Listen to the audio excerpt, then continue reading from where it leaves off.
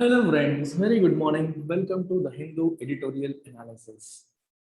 దాన్ని ప్రారంభించే ముందు మీకు announcement of new batches which are starting for UPSC Infinity and the four options that they are offering.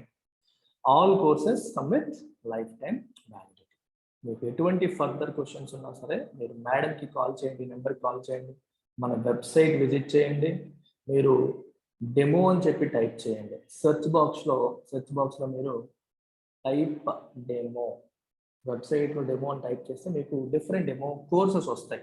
అవి free courses. You can access those courses and check and then comment. అలాగే మనకి fees details కూడా నేను క్లియర్గా mention చేశాను. చాలా reasonable and affordable fee plus EMI option. మీకు option to pay in EMI కూడా ఉంది. అండ్ ఈ ఫీ అనేది 15 సెప్టెంబర్ వరకు మాత్రమే వ్యాలిడిటీ ఉంటుంది. 16 అక్టోబర్ నుంచి 15 అక్టోబర్ వరకు మాత్రమే వ్యాలిడిటీ ఉంటుంది. 16 అక్టోబర్ నుంచి ఫీజు అనేది మారుతుంది. So those who are interested can join before 15th October. So title of today's editorial వచ్చేసి నీడ్లెస్ ఎస్కలేషన్. ఎస్కలేషన్ అంటే అర్థం ఏంటి? ఇద్దరి మధ్య ఉన్న గొడవలు, ఇద్దరి మధ్య ఉన్న టెన్షన్స్, ప్రాబ్లమ్స్ ఇంకా వరుసనవి గొడవ పెరిగింది అనుకోండి, కానీ ఎస్కలేషన్ అంటాం. Escalation of tensions, escalation of conflict, escalation of issues, escalation of problems ఇలా వస్తుంది అనమాట. ఒక నెగిటివ్ ఈవెంట్ ఇంకొంచెం వర్సన్ అయితే ఎస్కలేషన్ అనే పదాన్ని మనం ఉపయోగిస్తాం. నీడ్లెస్ అనవసరమైన, అవసరం లేకుండా గొడవలు పెద్దవవుతున్నాయి, డిస్టర్బెన్స్ పెద్దదవుతుంది, టెన్షన్స్ ఎక్కువ అవుతున్నాయి అని అర్థం. ఎవరెవరికి మధ్యలో? గవర్నమెంట్ ఆఫ్ ఇండియాకి మరియు ఫార్మర్ యూనియన్స్ కి మధ్యలో అనే సెన్స్ లో మీకు ఇక్కడ వస్తుంది. చూద్దాం ఎందుకు అది వస్తుందో కూడా ఇక్కడ రాశారు. Violence in Lakhimpur Kheri will increase trust deficit between farmers and government. Lakhimpur Kheri అనేది నార్త్ ఉత్తరప్రదేశ్ లో ఒక ప్రాంతం.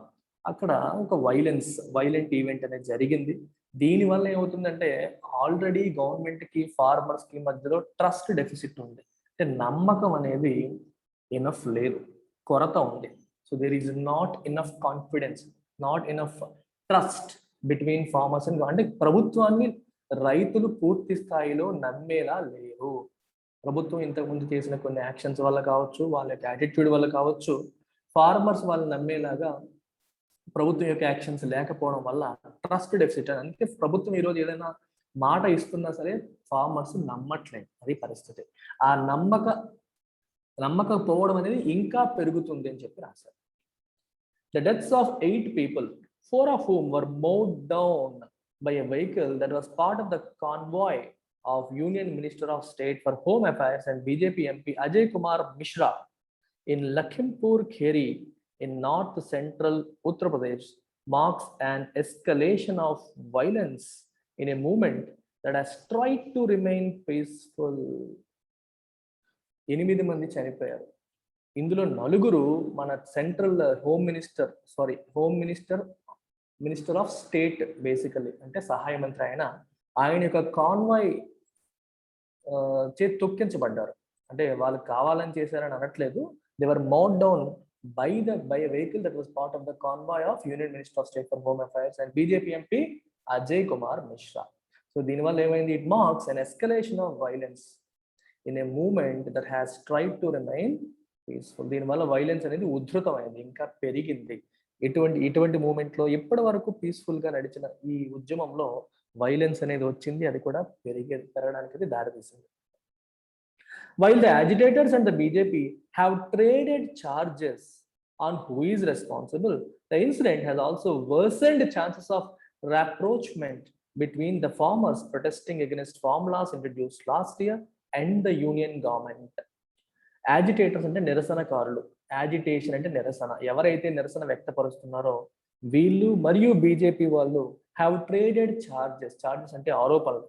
సో బీజేపీ వాళ్ళు మీరు కారణం అని చెప్పి బీజేపీ వాళ్ళు అంటున్నారు, మీరే కారణం అని చెప్పి రైతులు అంటున్నారు. So they are trading charges. వీళ్ళు ఆరోపిస్తున్నారు, వాళ్ళు ప్రత్యారోపణ చేస్తున్నారు. ఎవరు కరెక్ట్, ఎవరు రెస్పాన్సిబుల్, దీనికి ఎవరు బాధ్యత వహించాలని చెప్పి ఒకళ్ళపైన ఒకళ్ళు ఆరోపణలు చేసుకుంటే incident has also worsened chances of a rapprochement. Rapprochement అంటే అర్థం ఏంటంటే the restoration of harmonious relations. ఎక్కువగా ఇంటర్నేషనల్ రిలేషన్స్ లో ఈ పదాన్ని వాడతారు. అంటే ఒక రెండు దేశాల మధ్య సఖ్యత చెడింది అనుకోండి. ఫర్ ఎగ్జాంపుల్ భారత్ మరియు చైనా. రెండు దేశాల మధ్య సఖ్యత చెడి పూర్తిగా రిలేషన్స్ ఒకరినొకరు శత్రువులుగా భావించే పరిస్థితి నుంచి మళ్ళీ ఒకరినొకరు నమ్మి మళ్ళీ ఫ్రెండ్లీ రిలేషన్స్ మొదలుపెట్టి అడుగు ముందుకేసాయి అనుకోండి రెండింటిని, అప్పుడు అప్రోచ్మెంట్ అంటాం. అంటే restoration of harmonious relationships, friendly relations. ఎవరి దగ్గర అయితే డిస్టర్బెన్స్ వచ్చిందో డిస్టర్బెన్స్ పోయి మళ్ళీ మంచిగా ఉండే పరిస్థితి రావడం అనేది అప్రోచ్. అంటే ఫార్మర్స్ కి మరియు యూనియన్ గవర్నమెంట్ కి చెడింది. ఫార్మర్స్ ఏమో they are protesting against farm laws. Last year union government introduce చేసిన ఫార్ములాస్ ని వ్యతిరేకిస్తూ నిరసన వ్యక్తపరుస్తున్నారు. ఇద్దరి మధ్య చెడింది. ఇద్దరి మధ్య సఖ్యత మళ్ళీ కుదిరే అవకాశాలని ఇది చెడగొట్టింది. Worsened chances of rapprochement between the farmers protesting against formulas introduced last year and the union government. There has been little headway since January this year, when the government agreed to a few demands and also promised to keep the formulas in abeyance, and after the Supreme Court stayed their implementation. There has been little headway. Headway ante munduku velladam, ante progress anedi ledu. Little ante almost none, almost nothing. అసలు జనవరి నుండి పెద్దగా progress అనేది లేదు. When the union government agree to a few demands, జనవరిలో వీళ్ళు చేసిన కొన్ని డిమాండ్స్ యూనియన్ గవర్నమెంట్ ఒప్పుకుంది. And also promise to keep the formulas in abeyance. Abeyance అంటే సస్పెన్షన్ లో, ఈ ఫార్ములాస్ ని ఇంప్లిమెంట్ చేయము, ప్రస్తుతానికి సస్పెన్షన్ మోడ్ లో ఉంచుతాము, వాయిదా వేస్తాము టెంపరీగా. And after the supreme court stayed their implementation, supreme court కూడా ఫార్ములాస్ ని ఇంప్లిమెంట్ చేయొద్దు విషయం తేలేంత వరకు అని చెప్పి స్టే ఇచ్చింది. ఇది జనవరిలో జరిగింది. ఆ తర్వాత ఎటువంటి ప్రోగ్రెస్ లేదు. ఆల్మోస్ట్ అక్టోబర్కి వచ్చేసాం, 9 నెలలు గడిచిపోయాయి, కానీ ఎటువంటి ప్రోగ్రెస్ లేదు. But the distrust between the unions representing the agitators and the government has remained high, with the farmers refusing to budge from their maximalist position, seeking a repeal of the 3 laws passed last year. ఏంటి ఆ 3 laws? ఆ 3 laws ఏంటి? The Farmers Produce Trade and Commerce Act, Farmers Empowerment and Protection Agreement on Price Assurance and Farm Services Act, and the Essential Commodities Act. ఈ మూడింటి గురించి enough number of times last year editorials లో మనం మాట్లాడుకున్నాం, right? అయితే ఇక్కడ ఈ sentence యొక్క మీనింగ్ ఏంటో చూడండి. Distrust between the unions representing the agitators, unions, ఈ యాజిటేటర్స్ ని రిప్రజెంట్ చేస్తున్న యూనియన్స్ కి మరియు గవర్నమెంట్ కి మధ్యలో ఉన్న డిస్ట్రస్ట్, అంటే ఈ ట్రస్ట్ డెఫిసిట్ అనేది రిమైన్డ్ హై, చాలా ఎక్కువగా ఉండింది. With the farmers refusing to buds అంటే కాంప్రమైజ్. అంటే నువ్వు ఒక మాట అన్నావు, నువ్వు ఒక పొజిషన్ తీసుకున్నావు, ఇంకొకరు ఏదో చెప్పారు, సరేలే అయితే నేను ఒప్పుకుంటున్నానులే అని చెప్పి నీ పొజిషన్ మార్చుకున్నావు. అంటే నువ్వు కాంప్రమైజ్ అవుతున్నావు, ఎమీనబుల్ గా ఉన్నావు అని అర్థం. ఇక్కడ రిఫ్యూజ్ టు బడ్జ్ అంటే నేను కాంప్రమైజ్ అవ్వను, నేను ఏ మాట అంటానో ఆ మాట మీదే ఉంటాను, మొండిగా ఉంటానని అర్థం. From their maximalist position. Maximalist position అంటే కూడా మీనింగ్ అదే, రిఫ్యూజింగ్ టు కాంప్రమైజ్. ఇప్పుడు చూడండి, మన వాళ్ళు ఏమంటున్నారంటే 3 ఫార్ములాస్ ని మీరు కంప్లీట్ గా రద్దు చేసేయాలని చెప్పి వీళ్ళు డిమాండ్ చేస్తున్నారు. ఇప్పుడు గవర్నమెంట్ వచ్చేసి ఆ రద్దు చేయడం అనేది కుదరదు, మీరు డిమాండ్స్ ఏవో చెప్పండి, దానికి తగ్గట్టుగా మేము అమెండ్మెంట్ చేస్తాము అని చెప్పింది అనుకోండి, అర్థం చేసుకోండి. ఇప్పుడు గవర్నమెంట్ మీరు మీ ప్రాబ్లమ్స్ ఏంటో చెప్పండి, మేము అమెండ్మెంట్ చేస్తామని చెప్పింది అనుకోండి, వీళ్ళు ఒప్పుకున్నారు అనుకోండి, అప్పుడు పర్లేదు. కానీ వీళ్ళు ఒప్పుకోకుండా మా మాట మాదే, మేము ఏం చెప్తున్నాం మీరు రద్దు చేయండి అని చెప్తున్నాం. So we're refusing to budge, మేము మారము, మ్యాక్సిమలిస్ట్ పొజిషన్ తీసుకున్నాం అంటే అన్ని రద్దు చేసేయాలంటున్నాం, అదే మాట మీద ఉండిపోతున్నాం. అర్థమవుతుంది? మ్యాక్సిమలిస్ట్ పొజిషన్ తీసుకునే వాళ్ళంటే కాంప్రమైజ్ అవ్వరు, మధ్య మార్గం. మనం అంటాం చూడండి, వీళ్ళొక మాట అంటారు, వాళ్ళొక మాట అంటారు, సొల్యూషన్ అంటే రెండింటికి మధ్యలో వస్తుంది, అది సొల్యూషన్. ఇప్పుడు స్టూడెంట్స్ ఎవరి మధ్యలో గొడవలైనా సరే, ఏదైనా సరే, ఇటు పెద్ద మనిషి ఏం చేస్తాడు, నువ్వు ఇది అంటున్నావురా, నువ్వు ఇది అంటున్నావురా, సరే ఇద్దరికి అనుకూలంగా ఇచ్చేద్దాం అని మధ్యలోకి వస్తాడు. అది జనరల్ టెండెన్సీ. ఇక్కడ రైతులు ఏమంటున్నారు, వాళ్ళు ఏమన్నారో ఆ మాట మీదే ఉండిపోతున్నారు, బడ్జ్ అవ్వట్లేదు, కాంప్రమైజ్ అవ్వట్లేదు అని చెప్పి. అందువల్ల రైతులు అలాగే ఉన్నారు, ప్రభుత్వం కూడా వీటిని రద్దు చేయడానికి సిద్ధంగా లేదు. సో దీనివల్ల ట్రస్ట్ డెఫిసిట్ అనేది అలాగే ఉండిపోయింది. The farmers are also willing to continue the protest indefinitely. వీళ్ళు కూడా ఈ ప్రొటెస్ట్ ని ఇండెఫినెట్ గా, అంటే గ్యాప్ లేకుండా, నిరవధికంగా అంటారు, అంటే పలానా రోజు వరకు, ఒక నెల రోజులు చేద్దాం చూద్దాం అలా లేదు, ఇండెఫినెట్ గా ప్రొటెస్ట్ ని కంటిన్యూ చేయడానికి రెడీగా విల్లింగ్నెస్ తో ఉన్నారు. with its intensity increasing after the harvest season, even as their methods have come to the unfavorable notice of Supreme Court judges. Harvest season అయిపోయిన తర్వాత అంటే పంటలు పండి మొత్తం అంతా కోతలు కోసేసి వాటన్నిటిని హార్వెస్ట్ చేసేసి వాళ్ళకి కావాల్సిన సెపరేట్ చేసుకున్న తర్వాత ఫ్రీ అయిపోతారు రైతులు. సో దాని యొక్క ఇంటెన్సిటీ అనేది మళ్ళీ ఇప్పుడు పెరిగింది. కానీ వాళ్ళ మెథడ్స్ వచ్చేసరికి have come to the unfavourable notice of supreme court judges యొక్క నోటీస్లోకి వచ్చాయి. సుప్రీంకోర్టు జడ్జెస్ ఏమంటారంటే మీరు ప్రొటెస్ట్ చేయండి, కానీ ప్రభుత్వానికి ప్రజలకి ఇబ్బంది కలిగించకుండా ప్రొటెస్ట్ చేయండి అంటది సుప్రీంకోర్టు. మీరు ఒక చెట్టు కిందో పుట్ట కిందో సైలెంట్గా ప్రొటెస్ట్ చేస్తే మేమేమి అనం, రోడ్లు బ్లాక్ చేస్తాం, రైలు రోకోలు చేస్తాం అనేది కరెక్ట్ కాదు అని చెప్పి సుప్రీంకోర్టు అంటూ ఉంటుంది. సో వీళ్ళు ఎంచుకున్న కొన్ని మెథడ్స్, మీరు గుర్గావ్ దగ్గర కొన్ని రోడ్లు బ్లాక్ చేస్తారు కొన్నాళ్ళు. సో సుప్రీంకోర్టు దానిపైన కోప్పడింది, అది కరెక్ట్ కాదని చెప్పి చెప్తోంది. అదే చెప్తున్నారు. ఏ court appointed committee to facilitate dialogue with the farmers submitted its report on the laws in March, but it is yet to be made public. Court ఒక కమిటీని అపాయింట్ చేసింది దేనికి? టు ఫెసిలిటేట్ డైలాగ్ అంటే చర్చలు, ద్వైపాక్షిక చర్చలు, ఫార్మర్స్ తో ద్వైపాక్షిక చర్చల కోసం వాటిని ఫెసిలిటేట్ చేయడానికి ఒక కమిటీ అపాయింట్ చేస్తే ఆ కమిటీ తన రిపోర్ట్ ని సబ్మిట్ చేసింది ఈ చట్టాల పైన. కానీ ఆ డేటా అనేది ఇప్పటికీ వాళ్ళు ఏం చెప్పారనేది ఇప్పటికీ it is yet to be made public తెలియదు. The experience of the economic reform since 1991 has shown that rushing them through without political consensus, even if they have merits, by ignoring crucial stakeholders, creates severe discontent. చాలా important aspect. 1991 తర్వాత తీసుకొచ్చిన economic reforms మనకి ఏం చెప్తున్నాయి, దాని నుంచి మనం ఏం నేర్చుకుంటున్నాం? Has shown that rushing them through అంటే మనం ఏ రిఫార్మ్స్ తీసుకురావాలన్నా సరే, ఎటువంటి సమూలమైన మార్పులు తీసుకురావాలన్నా సరే మనం ఏం చేయాలి? పొలిటికల్ కన్సెన్సస్ ని బిల్డ్ చేయాలి, రాజకీయంగా ఏకాభిప్రాయం వచ్చేలాగా చేయాలి. పొలిటికల్ కన్సెన్సస్ బిల్డ్ చేసిన తర్వాత, ఏకాభిప్రాయం వచ్చిన తరువాత మాత్రమే మనం ముందుకు వెళ్ళాలి. అంటే మనం తీసుకున్న రిఫార్మ్స్ అనే వాటికి మెరిట్స్ ఉండొచ్చు, మనం చాలా మంచిగా ఆలోచించి మనం తీసుకుని ఉండొచ్చు, అయినా సరే ఏకాభిప్రాయాన్ని బిల్డ్ చేయకుండా మనం బిల్లుల్ని పాస్ చేసుకుంటూ వెళ్ళిపోతే ఇట్ క్రియేట్స్ డిస్కంటెంట్, అసంతృప్తిని క్రియేట్ చేస్తుంది. పార్లమెంట్ అనేది ఎందుకు ఉంది? Discussion forum, it's a forum for deliberation, it's a temple of democracy. అక్కడ ప్రజల కోసం ప్రభుత్వం తీసుకునే ప్రతి పాలసీని కూడా డిస్కస్ చేస్తారు. మెరిట్స్ ఏంటి, డిమెరిట్స్ ఏంటి, ఒప్పులేంటి, తప్పులేంటి మాట్లాడుకొని కన్విన్స్ చేసుకొని ఎక్స్ప్లెనేషన్స్ ఇచ్చి మార్పులేమోనంటే చేసుకొని తర్వాత ప్రజల్లోకి దాన్ని తీసుకొచ్చి ఇంప్లిమెంటేషన్ అనేది చేయాలి.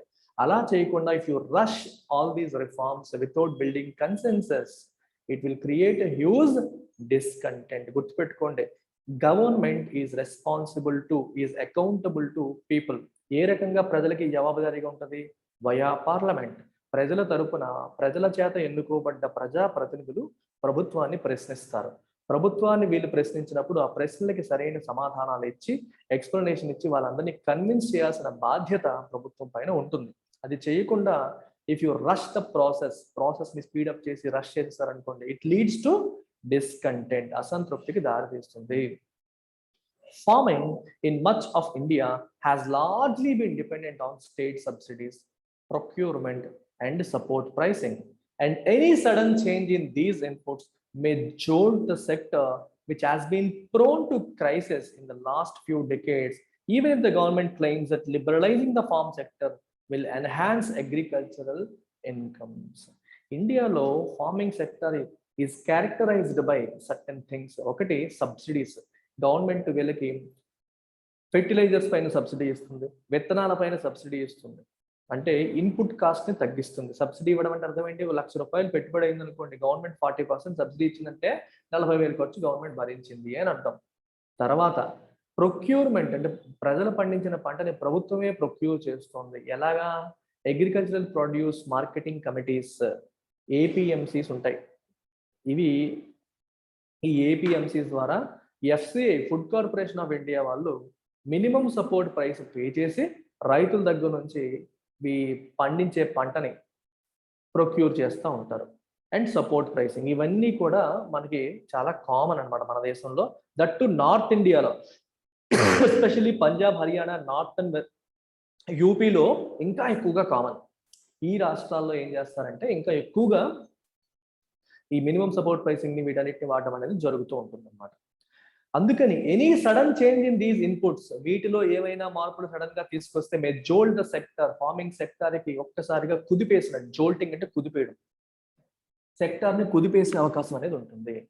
And something which has been prone to crisis, ఈ సెక్టర్ అనేది గత కొన్ని దశాబ్దాలుగా సంక్షోభాలకి తావనిస్తూ వస్తుంది. If something is prone to something, చూడండి Vizag is prone to tsunamis అంటాం. ప్రోన్ అంటే లైక్లీహుడ్ ఎక్కువగా ఉంది, అంటే సునామీలు ఎక్కువగా వచ్చే అవకాశం ఉంది అని అర్థం.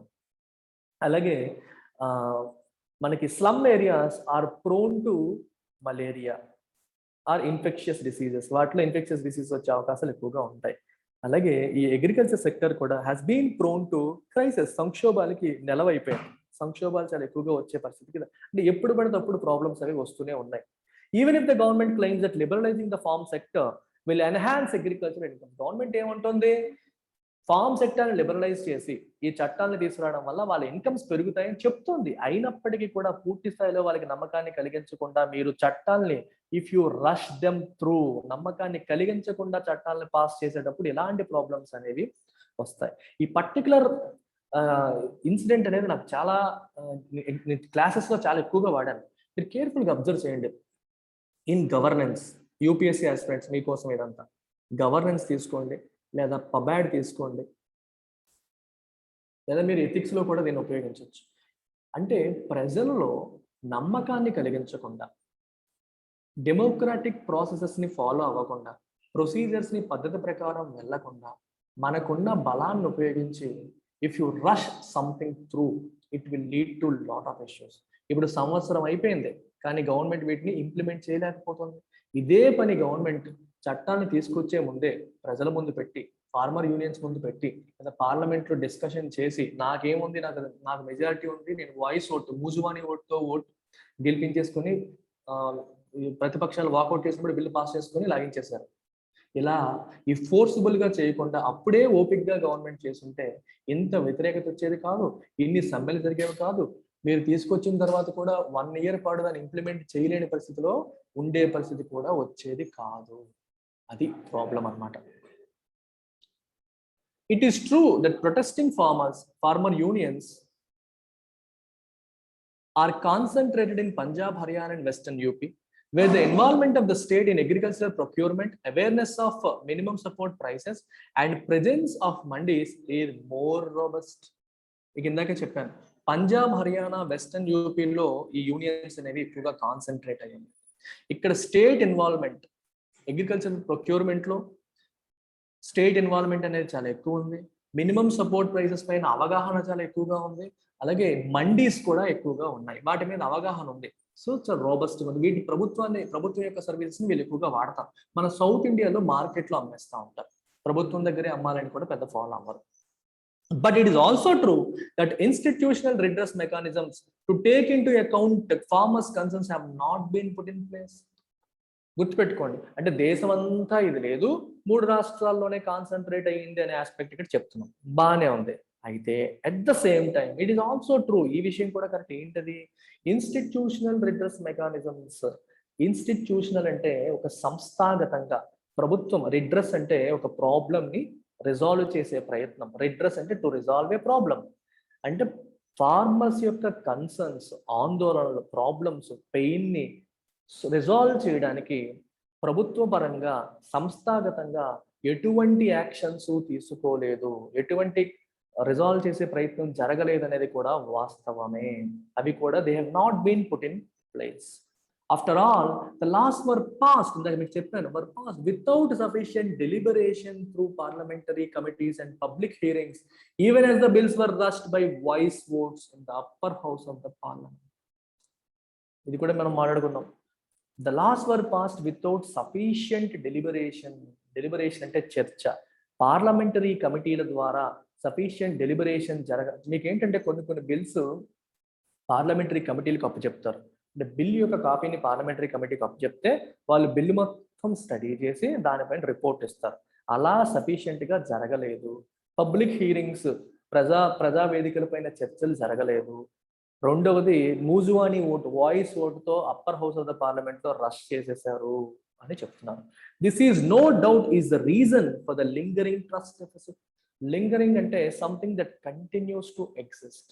ఇప్పటికీ ప్రభుత్వానికి మరియు రైతులకి మధ్యలో ట్రస్ట్ డెఫిసిట్ అని ఉండడానికి కారణం ఒకళ్ళపైన ఒకళ్ళకి, అంటే ఒకళ్ళపైన ఒకళ్ళకి కాదు, ప్రభుత్వం పైన రైతులకి ఎప్పటికీ నమ్మకం కలగకపోవడానికి కారణం ప్రభుత్వం ఎంచుకున్న విధానం. ఈ బిల్లుల్ని పాస్ చేయడానికి ప్రభుత్వం ఎంచుకున్న విధానం అనేది వీళ్ళలో ఈ డెఫిసిట్ ని, ట్రస్ట్ డెఫిసిట్ ని క్రియేట్ చేస్తుంది. లింగరింగ్ అంటే something that continues to exist. మీకు బెస్ట్ ఎగ్జాంపుల్ చెప్తాను.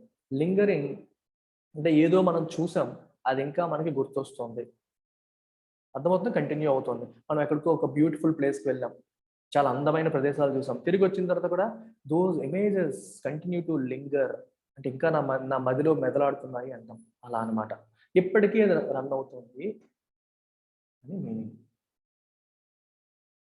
The UP government must impartially investigate the incident in Lakhimpur Kheri, but it is also imperative for the BJP-led union government to restore mechanisms of procedural democracy to bridge the trust deficit. ప్రస్తుతం ఉత్తరప్రదేశ్లో ఆ government ఏమో దీన్ని ఇంపార్షియల్గా, నిష్పక్షపాతంగా investigation చేయాలి. అలాగే BJP lead చేస్తున్న union government, BJP చేత లీడ్ చేయబడుతున్న యూనియన్ గవర్నమెంట్ కూడా ఏం చేయాలి? It must try to restore mechanisms of procedural democracy. Democratic procedures ని తూచా తప్పకుండా ఫాలో అవ్వాలి, రష్ చేయకూడదు ప్రాసెస్ని, ఏది ఎలా అవ్వాలో అలాగే అవ్వాలి. అప్పుడే ట్రస్ట్ డెఫిసిట్ అనేది బ్రిడ్జ్ అవుతుంది, గ్యాప్ అనేది ఫిల్ అవుతుంది అని అర్థం. ఇట్ ఈస్ ఆల్సో ఇంపరేటివ్ అంటే ఇంపార్టెంట్ అని అర్థం for the BJP led union government. Restarting talks with the unions will be a good beginning. Unions తో మళ్ళీ చర్చలు మొదలు పెట్టడం అనేది will be a good beginning. That's it. Take care, by. Number note చేసుకోండి.